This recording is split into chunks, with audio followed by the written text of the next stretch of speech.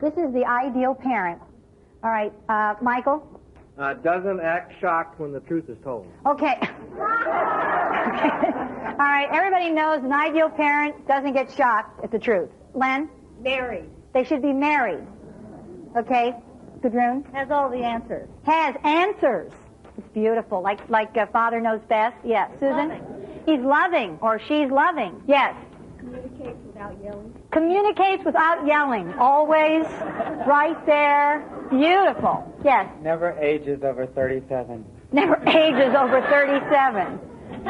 Always puts their children first. Put the children first. Beautiful. Joan? Reasonable. They should be reasonable. Totally consistent. And always consistent. Just like you always are in life, right? Charlotte?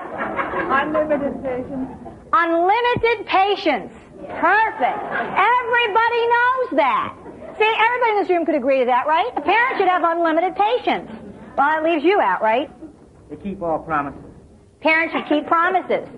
Yeah, stay home with the kids. And they should stay home with the children. Everybody knows that. And remember we talked about guilt? You know, those of you who leave the children in the morning? And it's all right until your mother calls, right? And it's, oh, I called and the babysitter was there. Where were you? Carol? Never ridicule, especially in front of others. Never ridicule, especially in front of others. Yes. Open to learning from their child. Oh, the perfect parent learns from their children. It's like, wow, that was great. I got a lot out of that. Sherry? They're totally unselfish. Unselfish and giving. So beautiful, yes. Perfect parent does not spank his children. Perfect parent doesn't spank. Just a word does it. Yes. Always happy and enthusiastic. Perfect parents always enthusiastic and happy. Now, we've just about dismissed practically everybody in this room so far, have we not? At least a little bit. Yes. They should be always home so they can babysit for your own children. Your perfect parent should always be home? Be home to babysit for my children. You're thinking of your parent? So the perfect parent should also take care of their grandchildren and just stay home forever. Perfect parents actually should never leave the house. I'm Phyllis Allen, and you're listening to Between Parent and Child, the first audio tape in a new series called Family. The material on this tape is excerpted from the Parent Workshop, a one-day course I lead for Werner Erhard and Associates. I also lead the Young Persons Training for Children and the S-Standard Training, which has assisted nearly 500,000 people in transforming the quality of their lives. There are many different ways you could listen to what you're about to hear. For example, you might be listening to get some new techniques for the right way to raise your children, or you could be listening to be entertained, or simply because you're interested in the subject. I'd like to suggest there is another way of listening which may increase the value that you'll get out of the tape. I invite you to listen as an active participant. Like the other participants in the event, look to see what you would like to have happen in your own family during the next hour or so that we spend together. Now what I want to do is I want to go over with you what the definition of what a parent is. So I'm going to give you the definition of parent. You can write it down if you wish. I actually took it right out of the dictionary. So the definition of parenting is the work or skill of a parent in raising a child or children. That's parenting. To parent, now listen, means to bring forth, to bear, to beget. To bring forth, to bear, to beget. A father or mother. Any animal or plant in relation to another which it has produced. But the one that is most powerful for me is this one. Any cause or source. That a parent actually is a cause or a source. That if you look at your own parents with you, their commitment to you was to bring forth your humanity, your humanness, your decency, all of the things that you really are, you know, who you really are. That's what your parents were up to with you. And you with your children, that's what you're up to with your children. Now, it seems to go south, doesn't it? But I want you to know that what's really going on, what the real commitment is for every parent, I don't care what they've done or not done, is that. And then something happens and there's a stop or a barrier for every parent. Your own, which we'll cover today, and yours with your own children. But it really has to do with being a cause or a source to bring forth that in that other person. You know, I'm so moved sometimes by the opportunity to be a parent, especially around the holidays. I cry a lot, and it's for no reason. Like my son and my daughter, and my son just got married, have a new daughter-in-law, and we were all laughing and singing around the piano at Christmas. And our house, there's a kitchen in which I can look through into this family room, and I looked out there, and nothing like special was happening particularly. You know, one member of the family was sitting there talking to another, and some people were singing around the piano, and the experience of our relationship and our love for each other was so real to me. You know, I was peeling potatoes. It wasn't like some esoteric thing. It was like really down to earth. And there I was, and I looked out at my family and the experience of being with them and them being with me and my experience of their depth of their love for me. And I saw that really is, that I got my job done, that I really did get my job done. If you're a parent here today, I want you to leave here with a sense that you, in fact, have gotten your job done, are getting your job done, and the degree that there's something in the way, that you actually can crystallize that so that you leave here with an ability to deal with that on an ongoing basis, which in no way invalidates this experience of your real commitment to your children and theirs to you. All right, so what we're up to today is to create the distinction between being present in a relationship, meaning that we experience loving our children or family and them loving us, as opposed to living in the theory and the story or the narrative of the relationship. Now, everybody in the room say, well, yeah, that would be really good. That's what I want to do. I want to live in the presence of my relationship. What I want to do is to be with other people in a way in which I really am in communication with them. Yeah, that's really great. That's what I want. And the truth is, that's what everyone wants. Now, how come there's very little of that, or it happens randomly? Or maybe there's a lot of it for some people, but still we go in and out of it. Because there's a stop, there's actually a barrier.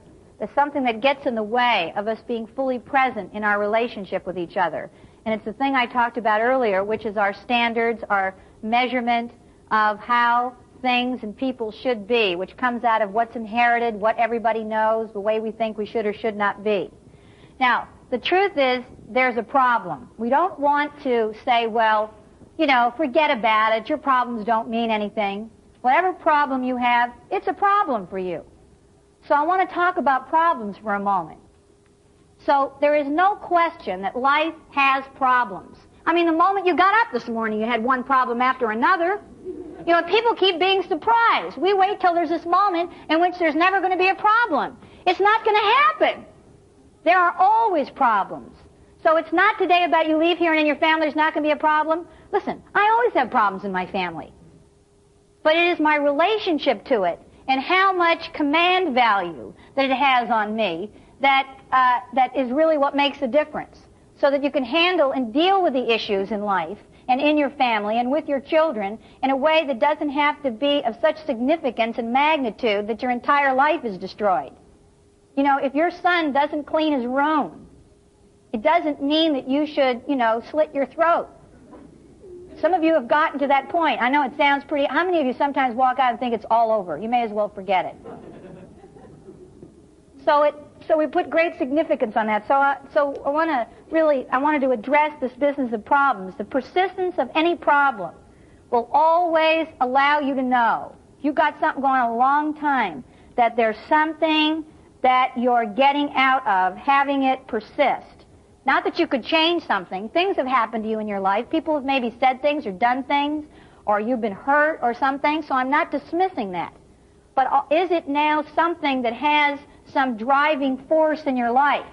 And if it does, then you know it's not like it's up for question, then you know that there's got to be some payoff to it. Because things happen to all of us.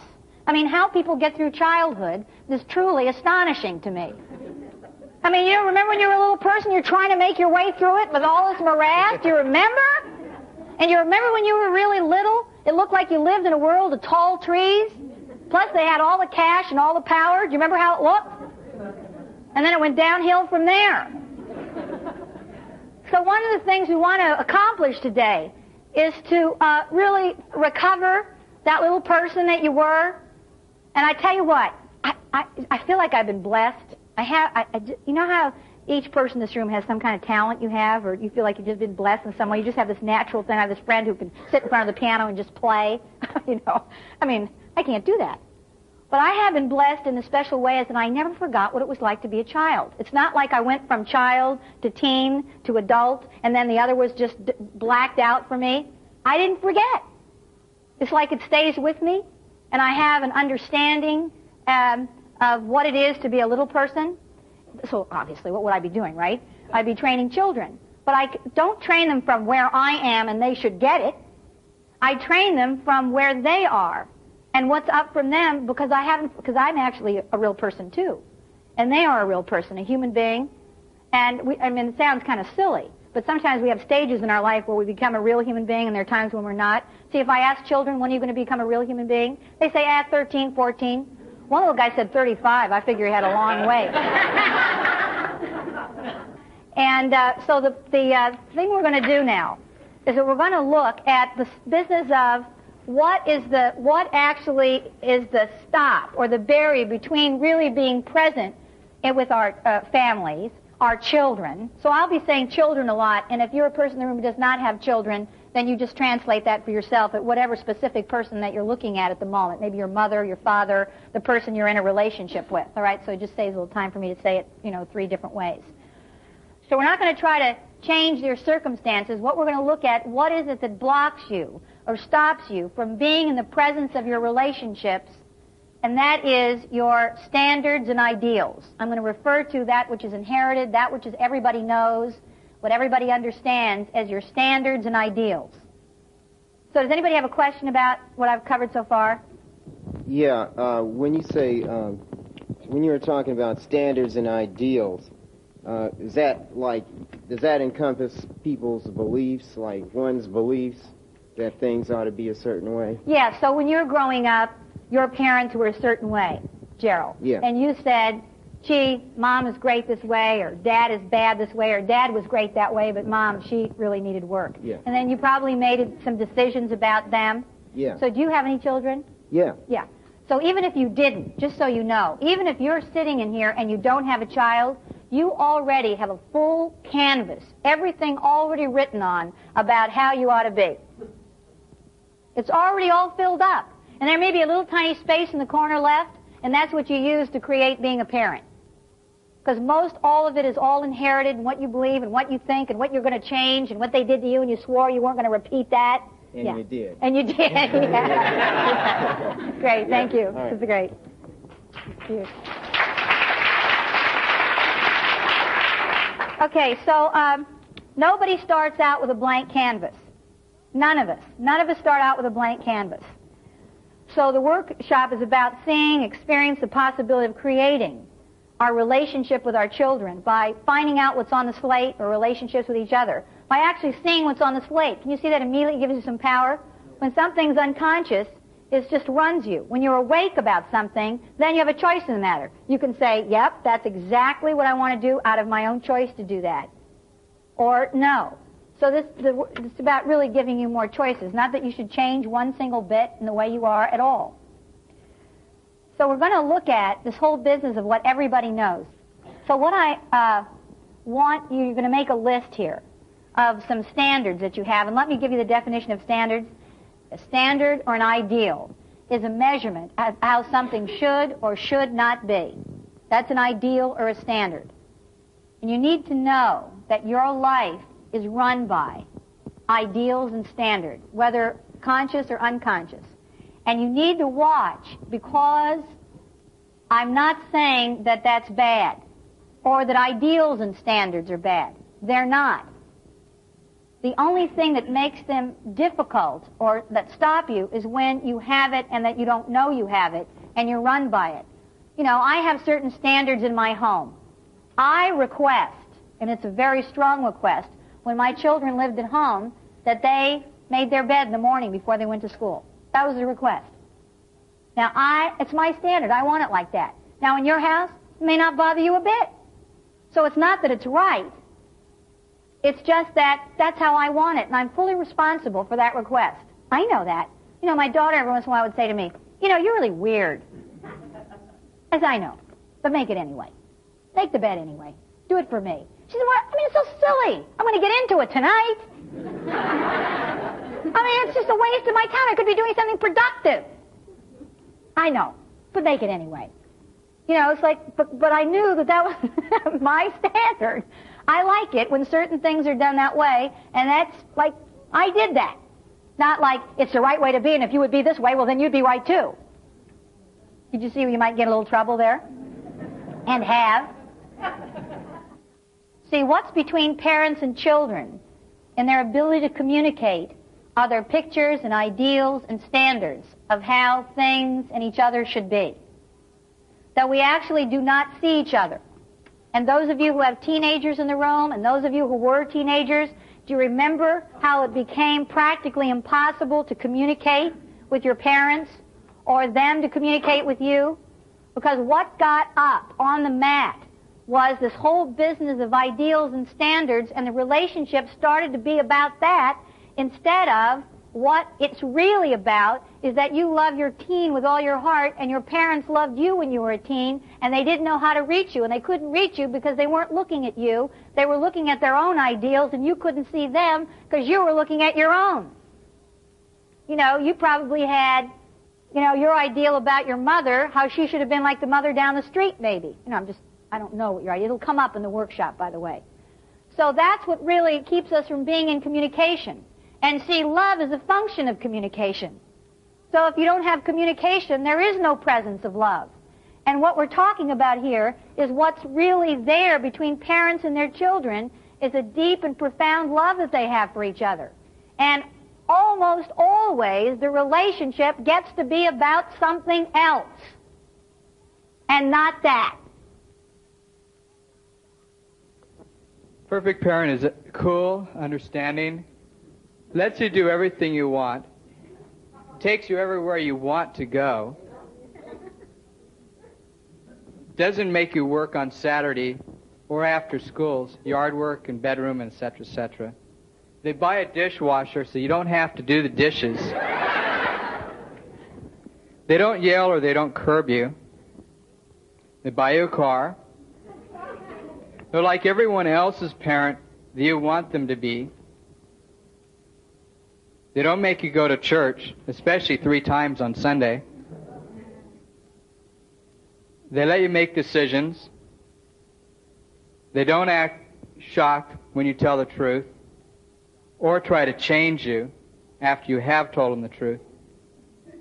Have sex and let the children know it's okay. That I added last. Wait, stay there. So now tell us about your parents.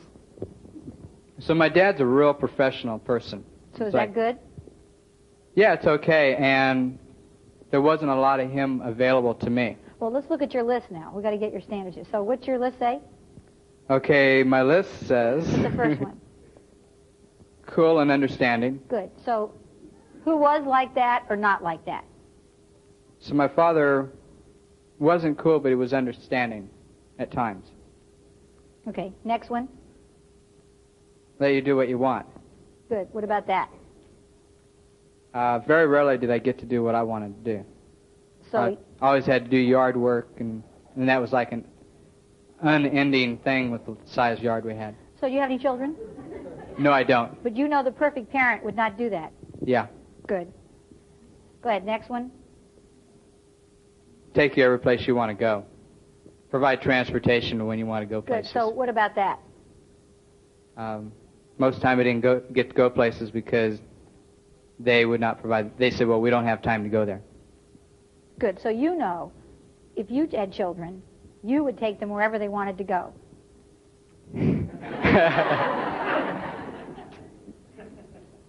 I would like to think that, but I know that isn't true. Do you think you should, though? Yeah.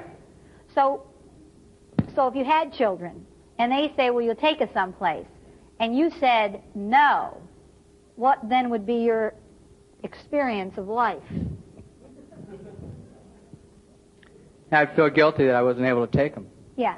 Now, you see where that came from? Yeah. Yeah. Give me the next one.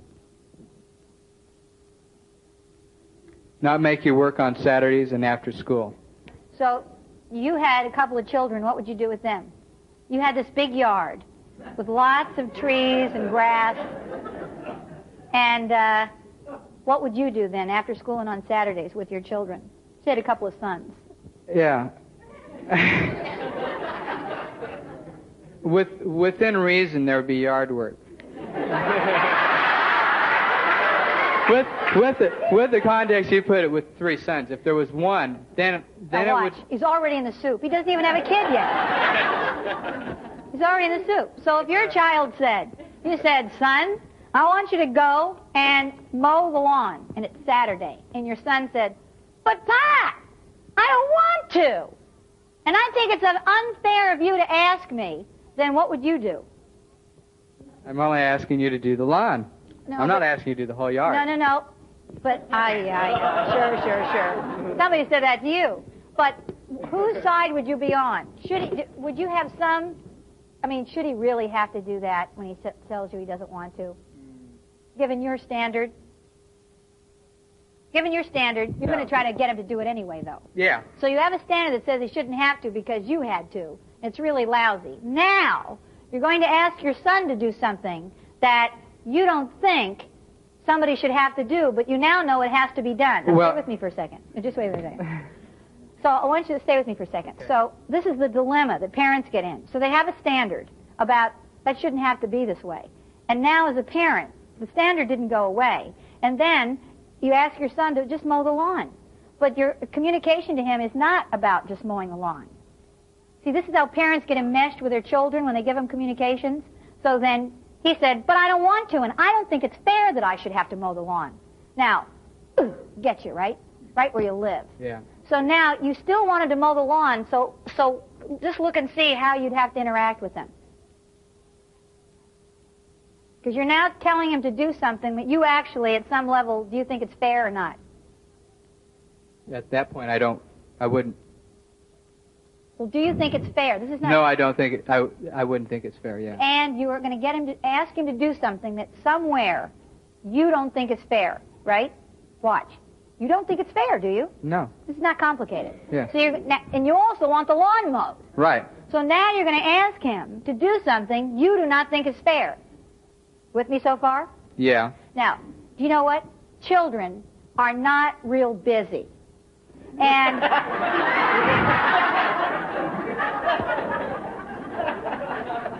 they spend a lot of their time watching you. And because they're short doesn't mean they're stupid. You know, when they're a little tiny person, it doesn't look like they know what's going on, right? They do. They do. They watch you. So I would tell you that it would take his son very little time to discover that he didn't think it was fair to have to mow the lawn. Now, maybe he wouldn't verbalize it, but, do you know that we know everything about each other? We do. We think we put some stuff over on each other, right? No, we don't. Actually, what we do is we tell ourselves lies, believe them, and then we think we're telling everybody else the truth. Anyway. So, Paul, by that time, when you tell your son to mow the lawn, and you already have a standard which says it's really unfair to have him mow the lawn, he now has room to have a little interchange with you about why he shouldn't have to. So then you have to get nasty about it. And then there's going to be could be a big deal about it. No kidding.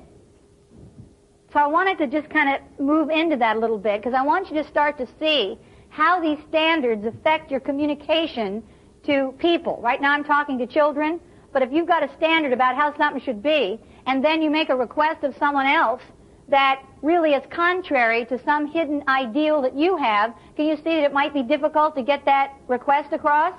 Because there's a meta-communication. Some part of you saying, you don't really want to do that, do you? Yeah. So you'd already be into trouble. Because you know, your little fellow probably would be very sharp, and he would pick up on that. Because as soon as he got you to go round robin with it, he already knows you got something going on about it. He already knows that you've got, it's not just like mow the lawn. It has some other significance, which is mow the lawn, even though I had to when I was a kid, and I really hated it, and I don't think it's fair. We really need the lawn mowed because I don't want to have to mow it myself, and so you got to do it. Please do it. So now he's deciding, should I do it? Should I not do it? See, there's no clear communication. There's a lot of stuff instead of a straight communication called mow the lawn. Give me another one. One more. They would buy a dishwasher so I wouldn't have to do the dishes. Now, who do you suppose had to wash dishes at his house? He did. Can't you just see him there when he was a little fella muttering to himself, when I grow up and I have children of my own, I'm never going to make them wash dishes, I'm going to get a dishwasher so they don't have to. And this is when dishwashers just came out. It was a big thing. And you know what? My mother used to make me so mad. I'd say to my mother when I was little, she'd say, Phyllis, go and wash the dishes. And I go, but I don't want to wash the dishes. I'd say, why don't you get a dishwasher? And my mother would say, I did, you.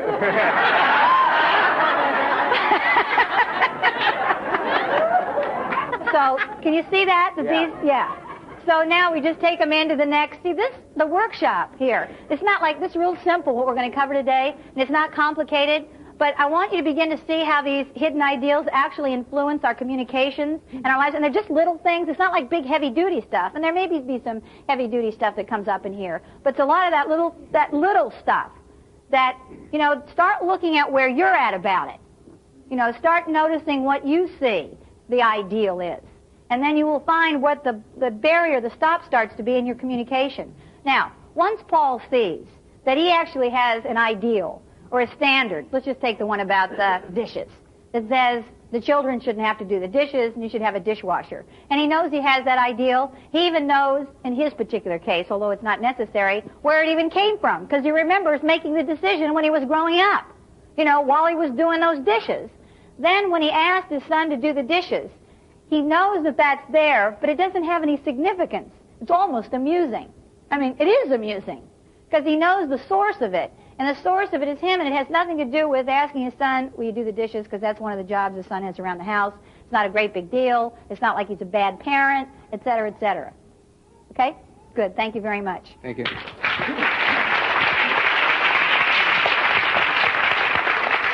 Okay, somebody else want to put their foot in the trap. Yes.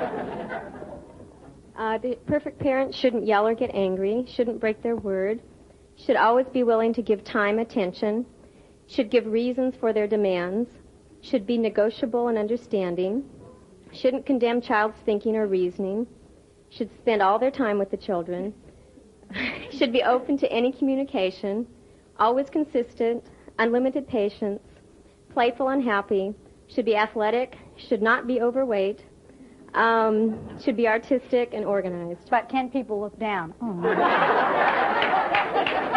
right. Now tell us, are you a parent? Yes, I am. Good. Tell us how it's going for you. It's real tough. I struggle a lot. Yeah, tell us a little bit about it. Well, I have a 2.5-year-old. I yell a lot. I get very frustrated and get very guilty. Mm-hmm. Try to give him, let him do what he wants, but then, you know, when you got to be somewhere at some time, it's like you can't negotiate anymore. So I yell, and then I feel real guilty about yelling. Try to negotiate with a 2-year-old.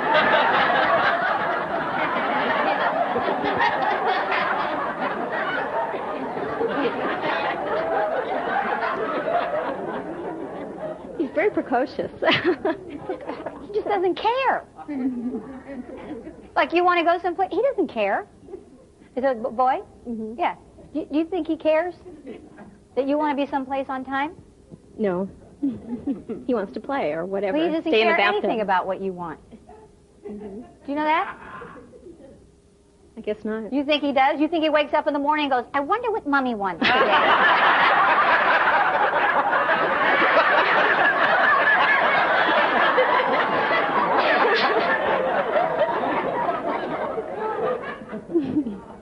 See, one of the things things that allows me to do this young person's training is that I know who I'm dealing with. See, they look like little angels, don't they? Children? I mean, they're so cute, those little lashes and little curls and stuff. They're just adorable. That's to throw us off. You know, if you and I, when we were little, we were real ugly, we never would have gotten this far. We had to start out cute for a while.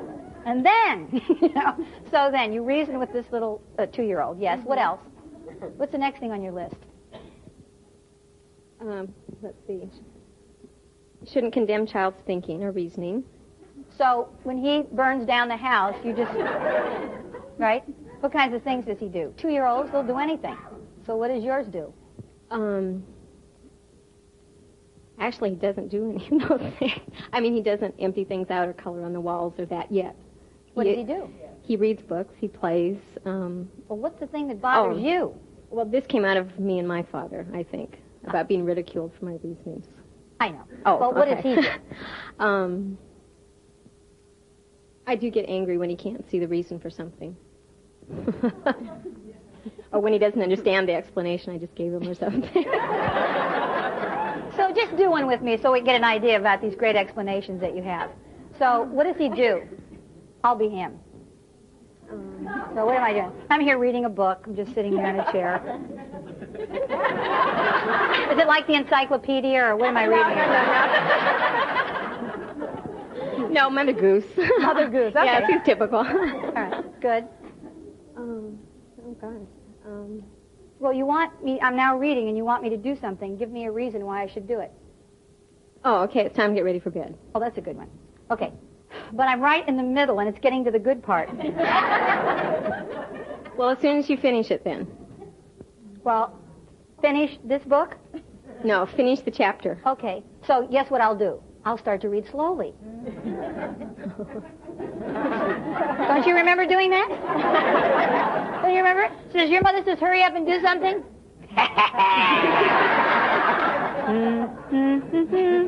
Okay, so things are not moving along. I'm still in the middle of the chapter. It's 2 hours later, and you're starting to get upset here. Now what? I guess then I tell him where else. It's now time or else. So what's the reason that I should go to bed? Why should I go to bed? I'm in the middle of a book. Give me a reason. I'm going to hate myself for saying this, but I don't make him go to bed until he falls asleep. But I do make him get ready for bed. Like leaning against the wall or on the floor? Well, that's one way to handle it.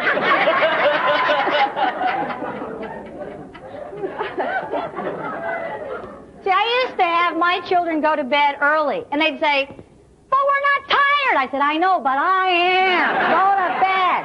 All right, now. So, do you ever give him a reason on why he should go to bed? What reason? Just give me one. Do you understand? I'm asking. Because you'll be cranky. Oh, good.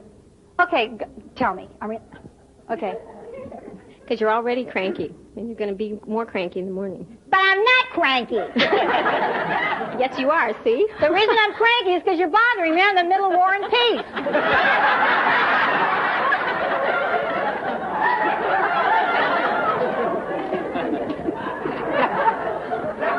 Oh, boy. So do you see, Trudy, that what you decided about how your father is with you leaves you powerless with your son? Mm-hmm. That's how I feel often, is powerless. Well, you are. Because, you see, you're the mother. He's the child.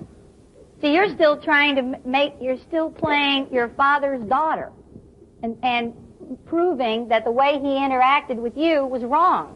So you aren't talking to your son, you're talking to your father. But now this time you became your father, or the opposite. Mm-hmm. So there's no power in that. So you're not just saying, go to bed. See, if you really wanted him to go to bed, he'd go to bed.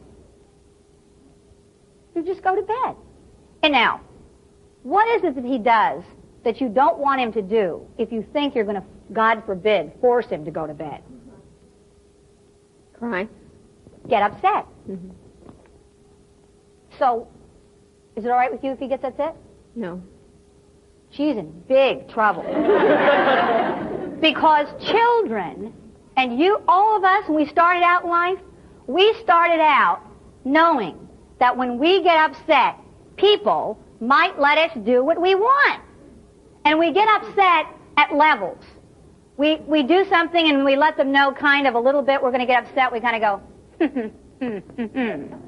and we kind of look like we're about to be upset to give the person a little clue on the direction we're moving in.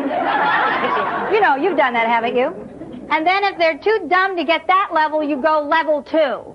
And you start to get nastier in your words and the way you talk, and it starts getting into your body. And then if all else fails, throw a big fit. How many people in this room have ever done that? It's good. Every hand should be going up. So look it. So what you want to do is to keep him from getting upset. But he already knows you don't want him to get upset. So his last card, his ace in the hole, with you is, when all else fails, throw a fit. See, the children, the young person's training, every once in a while throw a fit. I mean, I've seen some dillies. I actually ask some of them, I give some people the fit award in the young person's training because some of them are brilliant at it. There was one little girl who threw probably one of the best fits I've ever seen. The second morning of the young person's training, and that was her thing. The mother was just frantic because this child threw fits. She pulled her hair, banged her head on the wall, kicked her feet. I mean, she did, you name it, she did it. And she did it like big. So when I got into the room the second day of the training supervisor said to me, I don't remember her name, said, threw a big fit for 15 minutes outside of the training room before she came in. And so I walked up to her and I said, did you throw a fit this morning? She said, yes.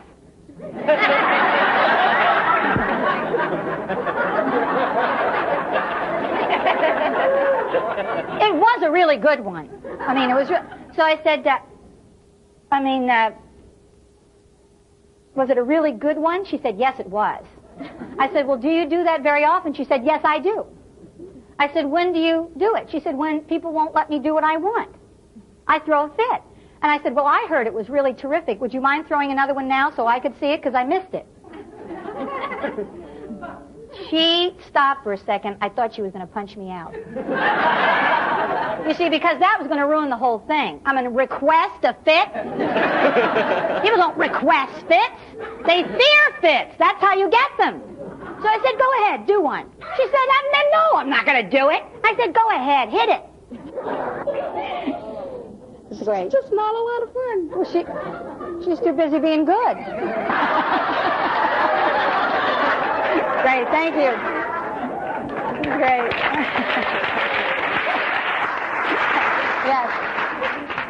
My ideal child does everything he's told by his parents, doesn't have fits around other people, doesn't get sick, minds adults, gets along fine with other kids, stays clean, eats Clean, neatly. by the way, clean is in. Clean is in. How many people, look in your list, you got clean on there? See, your children think you're crazy. They don't care whether they're clean or not. Go ahead. Eats neatly and cleans up his mess if he makes one. Isn't noisy in stores. Acts like a little gentleman when someone babysits him. Can you see him? The babysitter shows up. He comes out in a suit.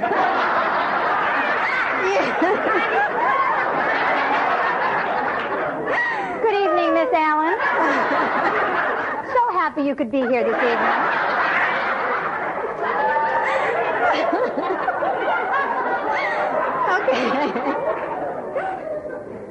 Goes to bed without a fuss.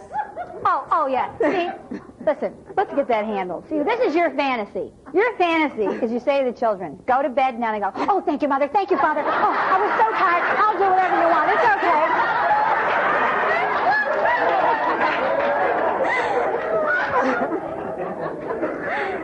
Forget it. Quit being surprised. Go on. Says his prayers. Doesn't talk back. Checks to see if it's okay with Mom to venture further than his assigned play area.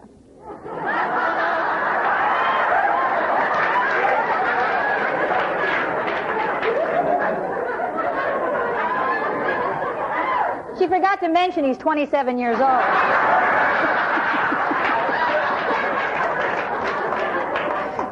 Yes. Child never is nasty to his parents, never lies, is always clean and polite, know how to sing, dance, entertain his parents' friends when they come over.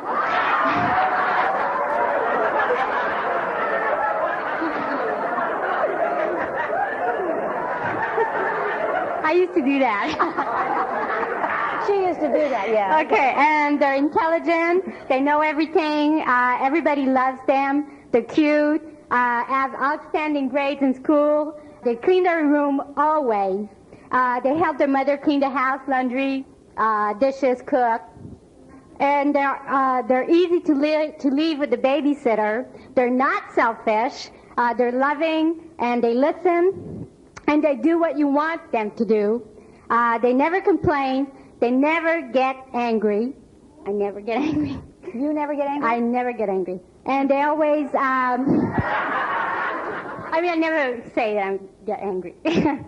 And they're always ready to serve you. Now, let's stay here for a second. So tell us about, do you have a child? Yeah. Okay, tell us about I don't yours. have my child with me. Okay, so tell me about that. Where's your child? He's in Montreal, Canada. Yeah, so what happened? He's not healthy. He's not. Just tell me what it is. You're standing, this is your workshop. I got it. He's disabled child. You want to say it like that? Okay, and he's in some hospital in Vancouver? In Canada, Montreal. In Montreal? So just tell me a little more about it. For you.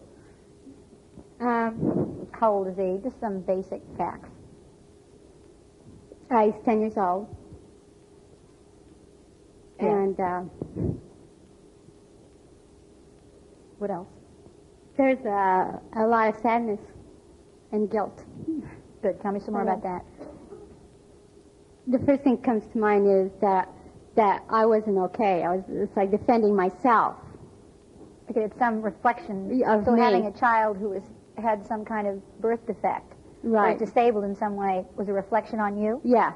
Because Yeah. everybody in my family, a lot of my cousins had children at the same time we all had. Yeah. And they were like, Well, or my brother had a child at the same time, and he was fine, good. So what did you do? So what standard or ideal did not get met right there at the beginning? Was it the thing about he should be healthy? Yeah, Because he should everybody. be. Yeah, he should be like every other child, and I shouldn't be defending him. So can you see that the ideal was at that time, and it wasn't like malicious or anything like that, but it just wasn't. If we look back, we can see that the ideal was like primary for you, which was people should have healthy children, and that you should have a healthy child. It's an ideal you have, because what kind of a child were you? You said you sang and danced for your parents, and you were an alive, bright, adorable child, right? So you should have one like that, and you didn't. So given that's a bright and healthy, adorable child grown up should have what? Healthy children. They should have healthy children, and they should be bright and alive. Yeah. Okay, now I want you to read your list again. Never is nasty to his parents, never lies, is always clean and polite, knows to sing, dance, entertain his parents, friends when they come over. They're intelligent, knows everything, everybody loves them, they're cute, have outstanding grades in school, clean their room always, help their mother clean the house, laundry, dishes, cook, are easy to leave with a babysitter, are not selfish, loving, listening, and do what you want them to do, never complain, never get angry, always ready to serve you. Good. Now, is there any place on here that your child fits any of these ideals? Yes. Where? Is loving. So do you see him from time to time? No, I don't anymore. Why not? Because he's in Montreal, Canada. What's he doing there? I mean, I don't quite understand why. Well, that's where I come from. I'm French-Canadian. Right. That's where I come from. So he was there and you're here. But He was with his father. So his father's nearby? Okay. So is he loving? Right now? You don't know. No, I don't know. How long has it been since you've seen him? About 5 years. Good. What kind of a parent, give me your ideal, does not see their child, especially if they're disabled in some way? What kind of a parent doesn't see their child? Is that good or not so good, or is it okay? It's bad. It's bad? Mm-hmm. So in these last 5 years, and your child's 10, Mm-hmm. so what's the sadness about? I also haven't seen my mother for that period of time. You haven't seen your mother either? Mm-hmm. Why not? Because she's back in Canada. Yeah, I talked to her, but I... Listen, you could get to Canada if you wanted to, couldn't you? Yes. Yeah. So it has nothing to do with whether she's in Canada or not. You could get to Canada. So how come you don't see your mother? It doesn't... I want to say it doesn't matter to me. Whether you see her or not? Mm-hmm. Good. Did And you? it does, but that's Fine. how I act. Okay, good.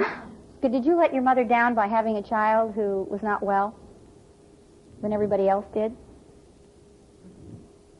That's possible. Well, Yeah, no. Did you or didn't you? Maybe it's no. I don't know. I just asking the questions. You're the ones who knows the answers. Yeah, I Did you? did.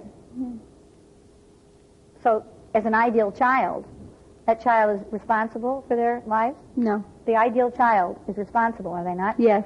So aren't you somebody's child? Yes. So have you been a responsible child? Have you not measured up to some ideal with your Yes. mother?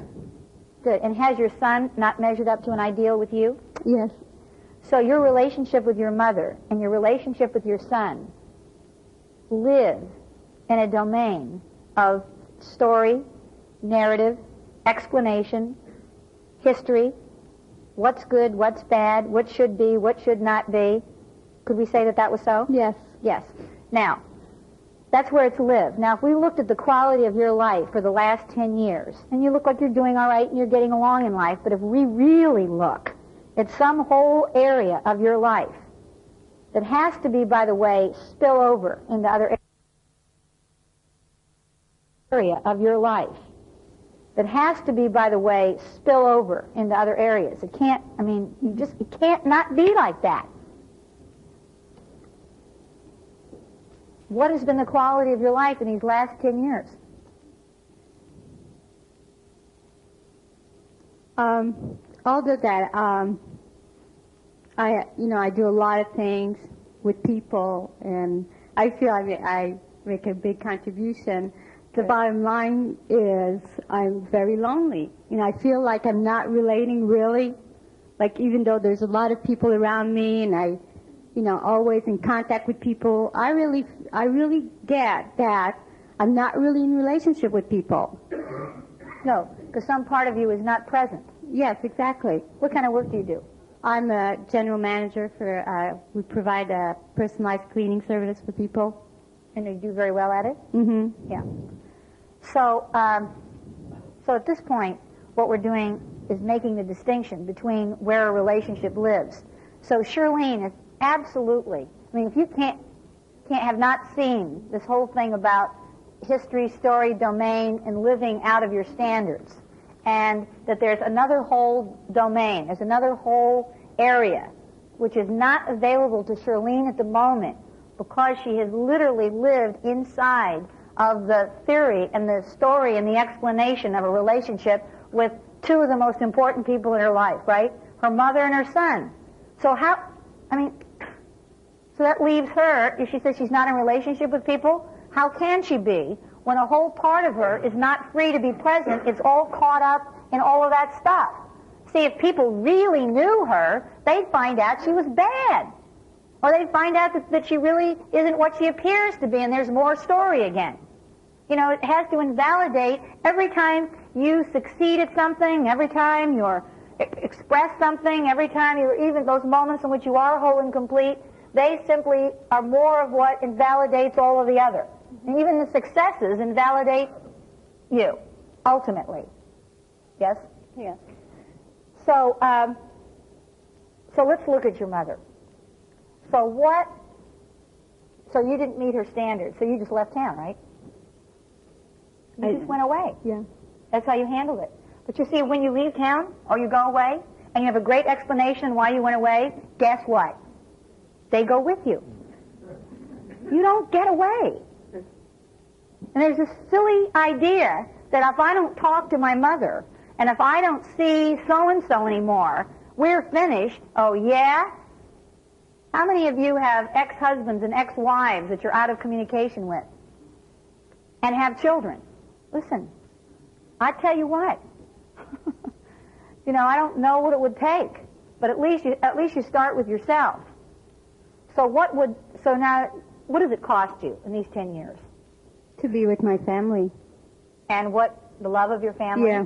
This little girl who used to dance for them and delight them, who they adored. I mean, you think they might miss you just a little? Yeah, they do. Yeah. So you took away your family's daughter, your mother and father's daughter. You took her away. See, it was one thing that your son, and that you don't get to be with your son in a way that obviously you want to be. But it's not like that. That's not how it turned out.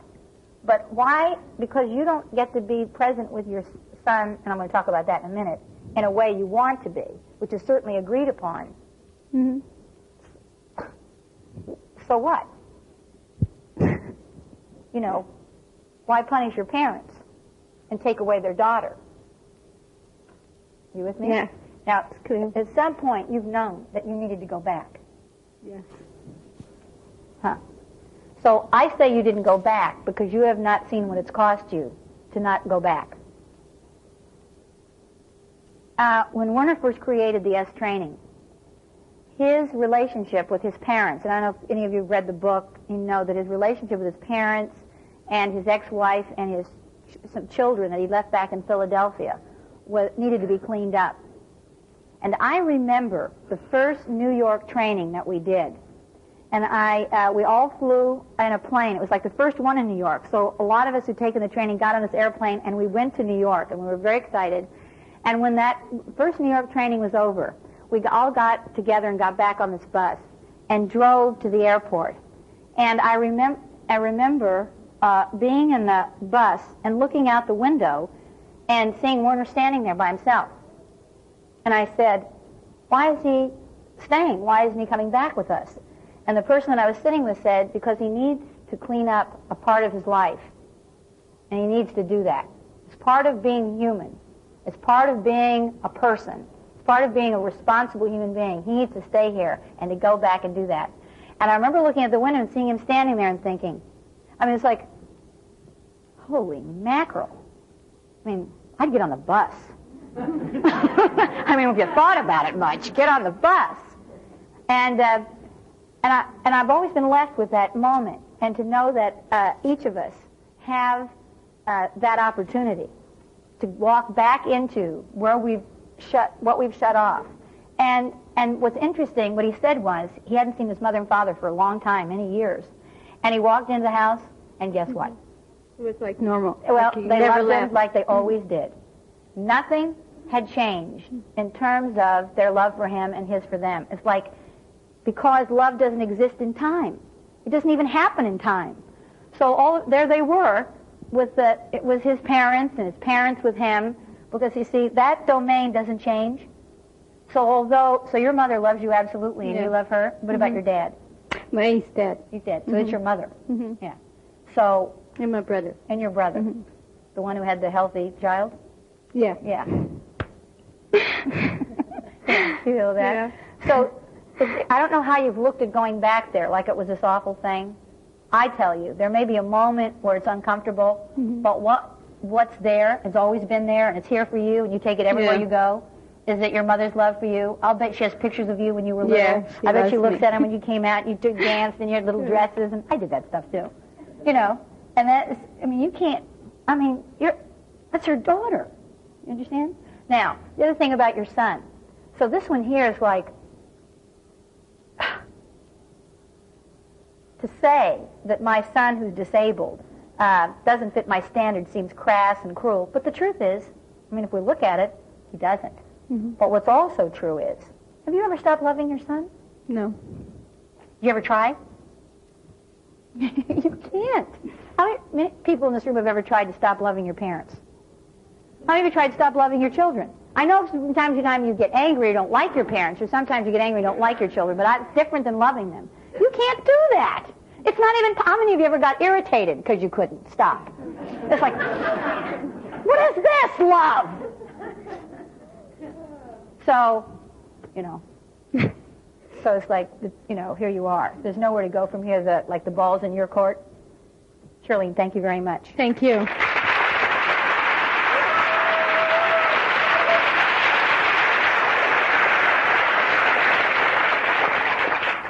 Okay, somebody else.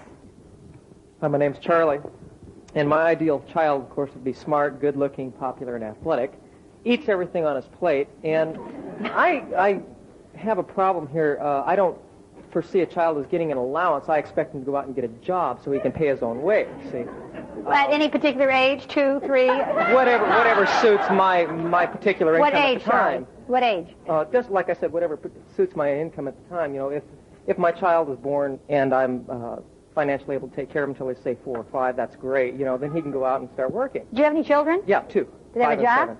7. Neither one of them do. Oh, no. All right, go ahead. Let's see. They don't ask too much, that is, that I can't handle. They only ask what I can handle. They don't cry when they're in trouble or whatever. Of course, they don't get in trouble because they're great kids. They always do what they're asked gladly. Always gladly. Okay, let's stop and look at that one. How many people in the room have a standard where you want to give your children instructions and you want them to be happy about it? Now, do you think you could just get over that today? I mean, when people give you instructions, do you call up the IRS and say, oh, thank you, I appreciate the opportunity to do my income tax? So, some of you keep being surprised over and over about how come, look, were you interested in chores? Why would anybody be excited about emptying the kitty litter?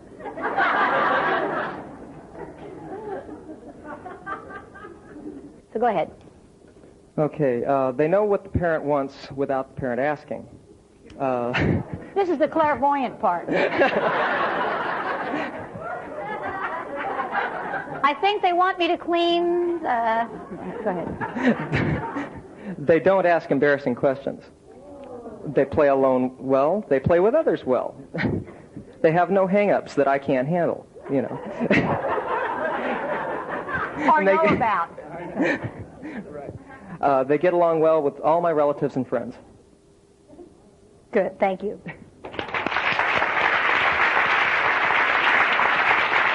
So just given your list, can you see that your children have had and you've had very little room to communicate? There's not a lot of space or room to communicate because you can bet that your child is going to do something that doesn't fit your standards and that you are going to get upset. Because you see, when we have an ideal or standard that isn't met, we get upset. And when you try to communicate through an upset or with an upset with another person, they can't hear you. Have you ever tried to tell somebody something in the middle of an upset? They can't hear you because they're too wrong. They just cannot hear you. By the way, it's an ongoing process, this thing about being a parent. I tell you what, you have to create it every minute. You're never like done now. When you leave here and think, oh, I'm all done now. That's it. Great, I'm done. No. So, relationships take work. That's just the truth of the matter. You want a relationship to work, you've got to nurture it and love it and keep it alive. And if you let it go, in this universe, things just naturally do this. Entropy goes downward. They just kind of go. They go out.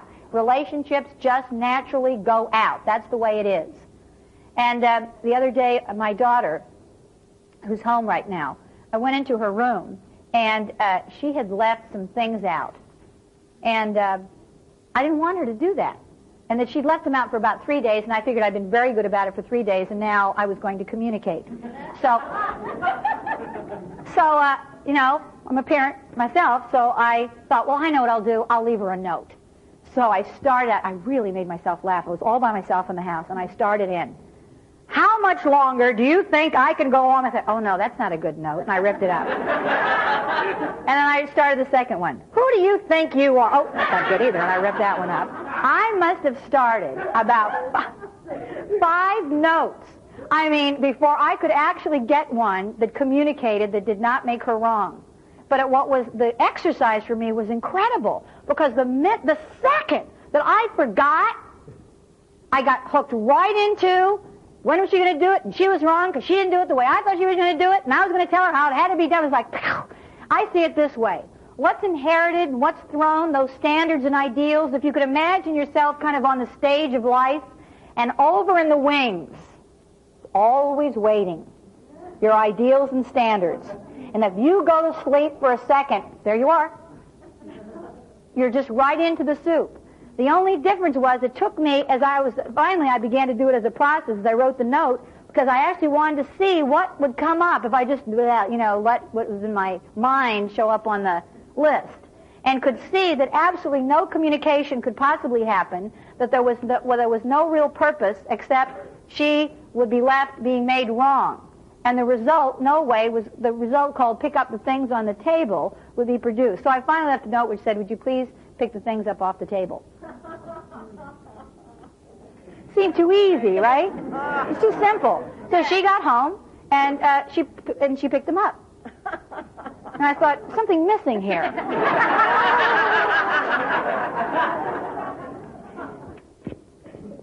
My name is Maxine, and throughout the process and the break, the only thing that keeps coming up for me is the reason why I came here today, and that is to finally complete the relationship with my mom, who has been dead, it will almost be 9 years this August. And this is, I would say, the major thing in my life that keeps holding me back, and I just can't bear not leaving here today without finally completing that. So what do you mean by completing it? Well, I was an only child, and I was very mean and rotten, a real rotten kid to her, and I was very manipulative. Between my father and I, we manipulated one another and manipulated my mom, too. And she was a victim. And where did you get all the stuff you just said? From me. I mean, I know that I hurt her very much. And did she tell you that? No, she didn't tell me that, but it was something that I could feel from her. So you did some things that you thought you shouldn't have done with her? Yeah, right. Fine. And then what else? That's about it. There was a particular way you were with your mother that you thought you shouldn't have been. Yeah, I didn't feel I was really a good daughter. I hurt her. Not really being there for her. So get your book out and read me The Perfect Child. Fun, brilliant sense of humor, silly, irresponsible but responsible when necessary, independent, creative, musically and athletically inclined, loving, knows how to support parent, especially when parent becomes angry, intuitive, energetic, quick and sharp mind, healthy, curious, strong, good listener, doesn't cry a lot, articulate, happy, doesn't have to be concerned with looking good and honest. Now take the back. I'll start from the top. Which one? Now, what's the first one? Fun. Good. Now, did you keep that ideal? I mean, were you that with your mother? I want to see which ideals you're true to. You true to that ideal? No, I wasn't much fun with her. Second? You fell short then with her? Yeah. Second? Brilliant sense of humor. I made her laugh. Fine. So you did all right on number 2? Yeah. Good. 3? Silly. Good. What about that one? Not really. Good. No. Next? Irresponsible, but responsible when necessarily. I definitely fell short on that one. With her? Yeah, with her. Good. Next? So we've got 3 fall shorts here? Yeah. Good. Keep going. Independent. Good. Were you that way with her? Yes. Did that bother her when you were? Yes, it did. So were you being true to your own ideal by being independent? Is that what? Yeah, Are you like that? Yeah, I'm very independent. Okay. But her ideal might have been different. Yeah. But your ideal is independent. Right. Good. Next. Creative. Yeah? We definitely shared that together. So that was okay? It was okay up until about 6th grade. Good. Take about 3 more. Musically and athletically inclined, loving, and knows how to support parent, especially when parent becomes angry. Yeah. Not really. Okay, so now put the book down. So could we say that about half the time you fit your pictures of how you had to be with your mother, and the other half the time you didn't? Yes. So what's incomplete with your mother?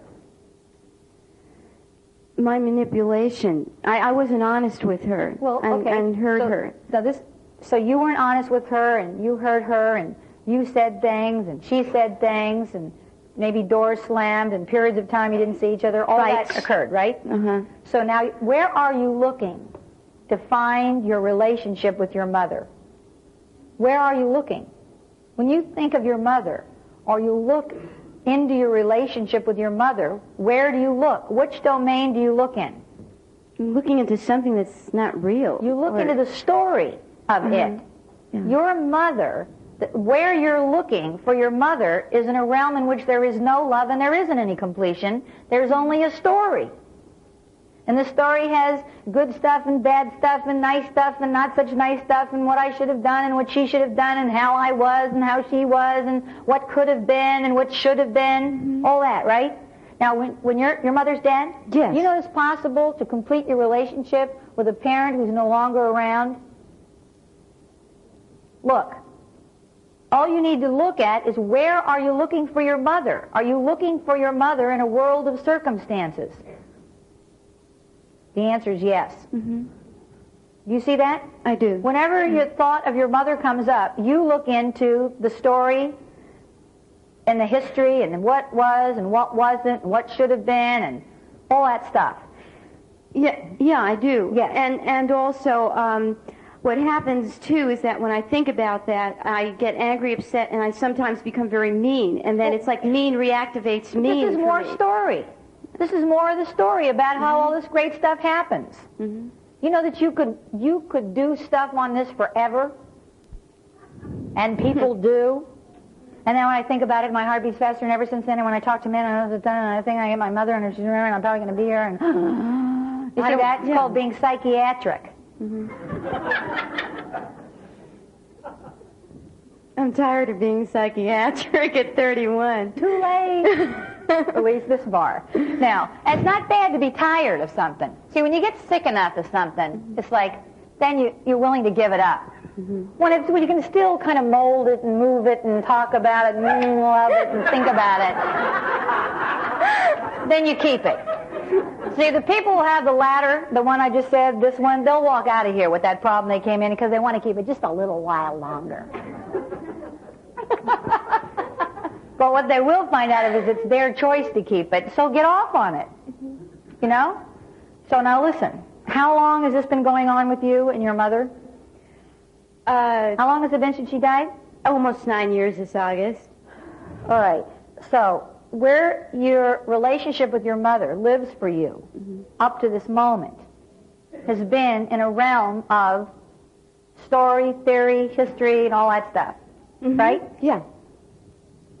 So now, let's shift domains over here. So that's this one. Now, over here, there's another whole domain, which has always been there, which no circumstance could change. Nothing could change that. Because it doesn't even live, it's just a constant. So what's the Did your mother love you? Yes. But did she love you even though you were manipulative? Yes, she did. Did she love you even though you were a terrible rascal? Yeah, she did. She did. She even kind of got a kick out of you sometimes when you were bad. Didn't she? Huh? Yeah. And did she not love you when you were being bad? Yes. Oh, baloney. She stopped loving you when you were bad? Oh, no, she didn't. She couldn't. She probably wanted to, but you can't. Look, she adopted me. I know the woman wanted me, you know. I mean, there's no doubt in my maybe thought mind. she was going to get somebody better than you.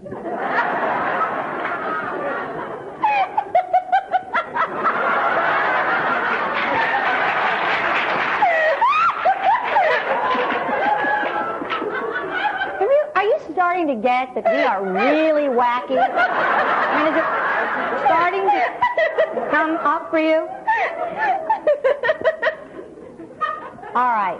So now, all that stuff, Maxine, we don't want to take any of it away from you. Your story and all of them adopted, and then did she really love you, and now she's dead, and then all that entire thing.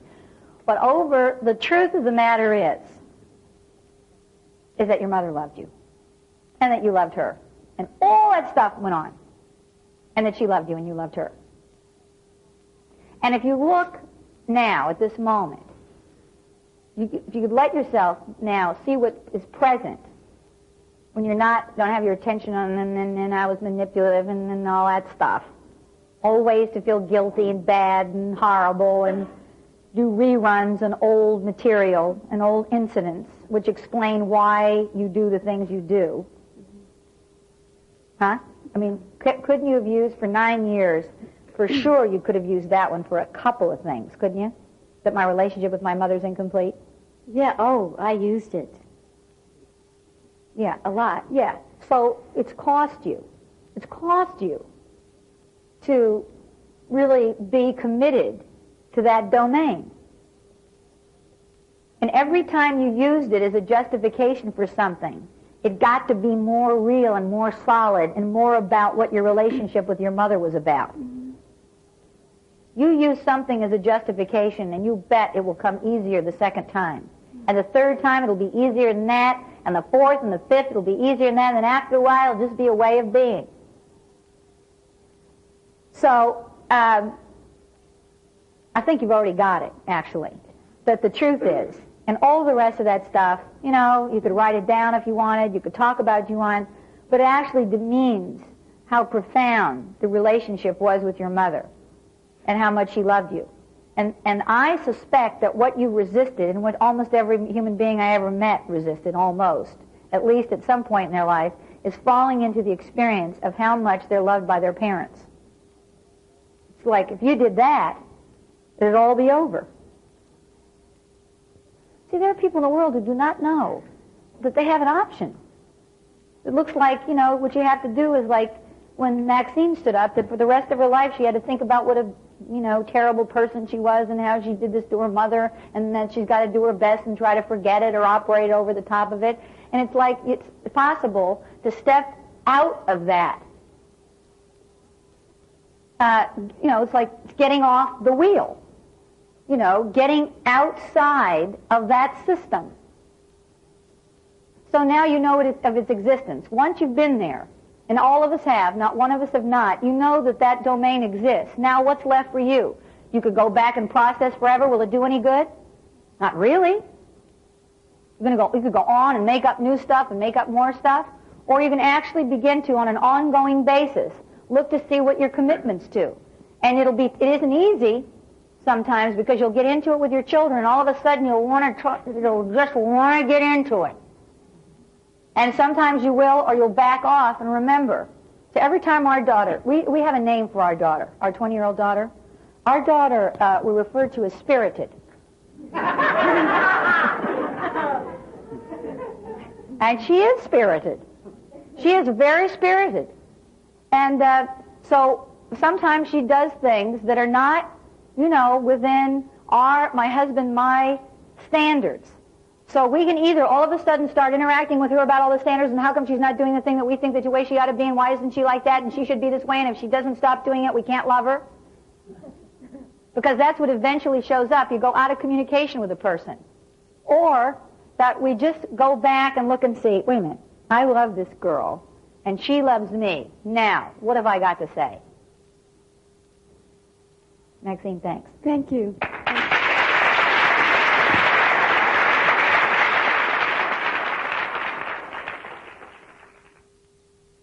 The material for Between Parent and Child came from a parent workshop conducted by Phyllis Allen.